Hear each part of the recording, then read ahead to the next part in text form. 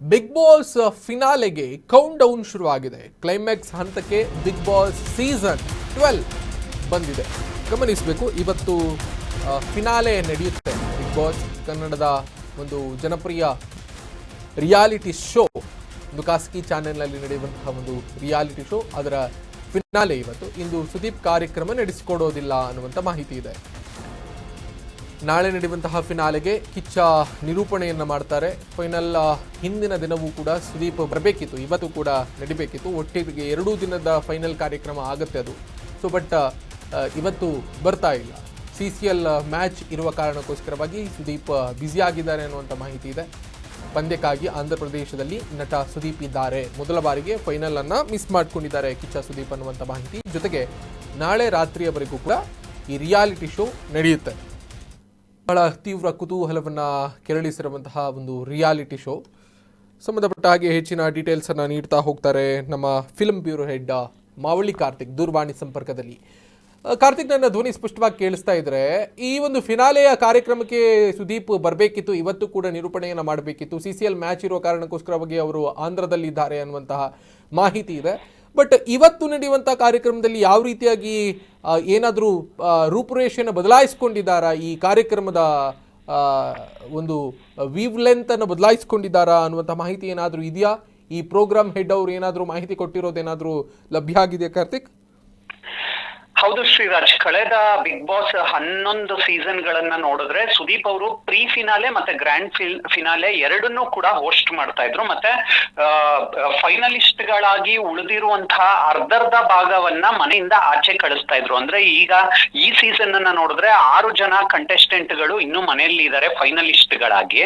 ಅವರನ್ನ ಪ್ರೀ ಫಿನಾಲೆಯಲ್ಲಿ 3 ಜನನ್ನ ಮನೆಯಿಂದ ಆಚೆ ಕಳಿಸಿ, ಆಮೇಲೆ ಗ್ರ್ಯಾಂಡ್ ಫಿನಾಲೆಯಲ್ಲಿ ಒಂದಷ್ಟು ಪರ್ಫಾರ್ಮೆನ್ಸ್ ಗಳು ಆದ್ಮೇಲೆ 3 ಜನನ್ನ ಲಾಸ್ಟ್ ಅಲ್ಲಿ ಸ್ಟೇಜ್ ಮೇಲೆ ಕರೆಯುವಂತ ಕೆಲಸಕ್ಕೆ ಸುದೀಪ್ ಅವರು ಕೈ ಹಾಕ್ತಾ ಇದ್ರು. ಆದ್ರೆ ಬಹಳ ರೋಚಕತೆಯನ್ನ ಬಿಗ್ ಬಾಸ್ ಇವತ್ತು ಉಳಿಸ್ಕೊಂಡಿದೆ ಅಂತ ಹೇಳ್ಬೋದು. ಈಗಷ್ಟೇ ಕಲರ್ಸ್ ಕನ್ನಡ ಒಂದು ಪ್ರೋಮೋವನ್ನ ಕೂಡ ಬಿಟ್ಟಿದೆ.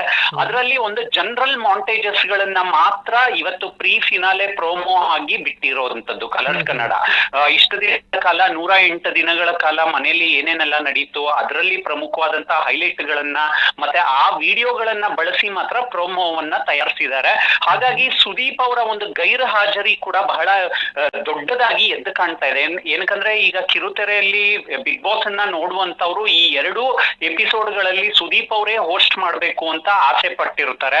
ಮತ್ತೆ ಕ್ಷಣದಿಂದ ಕ್ಷಣಕ್ಕೆ ಸುದೀಪ್ ಅವರು ತೆಗೆದುಕೊಳ್ಳುವಂತಹ ಒಂದಿಷ್ಟು ಡಿಸಿಷನ್ಗಳು ಕೂಡ ತುಂಬಾ ವೈಟಲ್ ರೋಲ್ ಅನ್ನ ಪ್ಲೇ ಮಾಡ್ತಾ ಹೋಗುತ್ತೆ.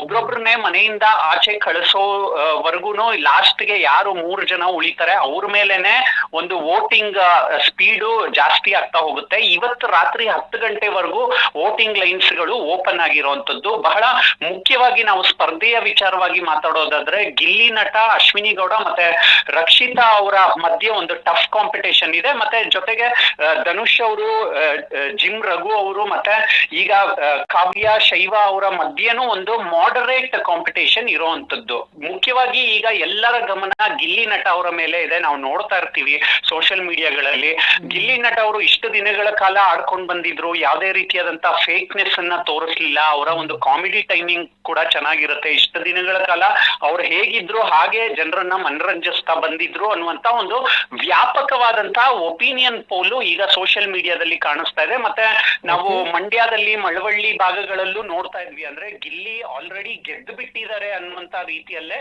ಅಲ್ಲಿ ಆ ಪ್ರದೇಶಗಳಲ್ಲಿ ಸಂಭ್ರಮಾಚರಣೆ ಮಾಡ್ತಾ ಇದ್ದಾರೆ. ಮತ್ತೆ ಅಶ್ವಿನಿ ಗೌಡ ಅವರ ಕಾಂಪಿಟೇಷನ್ ಅನ್ನ ಕೂಡ ನಾವು ಅಲ್ಲಿಗೆಳಿಯೋದಕ್ಕೆ ಆಗೋದಿಲ್ಲ. ಅವರು ಅವ್ರದೇ ಆದ ದಾಟಿಯಲ್ಲಿ ಸ್ಪರ್ಧೆಯನ್ನ ಫೇಸ್ ಮಾಡ್ಕೊಂಡು ಬಂದಿದ್ರು, ಟಾಸ್ಕ್ ಗಳಲ್ಲಿ ಭಾಗವಹಿಸಿದ್ರು. ಅವರು ಕೂಡ ಗಿಲ್ಲಿ ನಟಗೆ ಟಫ್ ಕಾಂಪಿಟೇಷನ್ ಆಗುವಂತ ಚಾನ್ಸಸ್ ಗಳು ಇರುತ್ತೆ. ಇನ್ನು ರಕ್ಷಿತಾ ಅವರು ಅವರ ಒಂದು ಇನೋಸೆನ್ಸ್ ಇಂದ ಒಂದಷ್ಟು ಫ್ಯಾನ್ ಬೇಸ್ ಅನ್ನ ಕ್ರಿಯೇಟ್ ಮಾಡ್ಕೊಂಡಿದ್ದಾರೆ. ಇವತ್ತು ಪ್ರೀ ಫಿನಾಲೆ ನಡೆಯುತ್ತೆ, ನಾಳೆ ಗ್ರ್ಯಾಂಡ್ ಫಿನಾಲೆಯಲ್ಲಿ ಒಂದು ಫೈನಲ್ ರಿಸಲ್ಟ್ ಆಚೆ ಬರುತ್ತೆ. ಶ್ರೀರಾಜ್, ಥ್ಯಾಂಕ್ ಯು ಕಾರ್ತಿಕ್ ತಮ್ಮೆಲ್ಲ ಮಾಹಿತಿ.